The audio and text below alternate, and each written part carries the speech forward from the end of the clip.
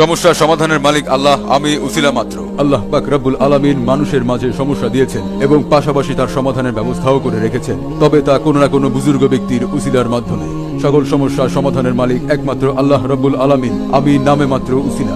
আজকের এই সফলতা হুজুরের এই দীর্ঘ সময় কঠোর আধ্যাত্মিক অনুশাসনের মধ্য থেকে আধ্যাত্মিক ও জালালি সাধনার বদৌলতে ইস্তেখারা, ইন্দ্রজাল, বশীকরণ বিদ্যা ও ঐশ্বরিক দুর্বল দুষ্প্রাপ্য রত্নদ্রব্য হাসিল করেছেন, যার সমন্বয়ে মহা শক্তিশালী তদবিরের মাধ্যমে মানব জীবনের যত বড় কঠিন সমস্যা হোক না কেন অতি স্বল্প সময়ে সফলতার আলোকে সমাধান দিয়ে থাকেন ইনশাআল্লাহ। হুজুরের এই ঐশ্বরিক ও আধ্যাত্মিক ক্ষমতার বলে আপনি পৃথিবীর যে প্রান্তে থাকুন না কেন আপনার মনের সুপ্ত বাসনা অবশ্যই পূর্ণ হবে ইনশাআল্লাহ। হুজুরের পূর্বপুরুষ সকলেই ছিলেন কামেল।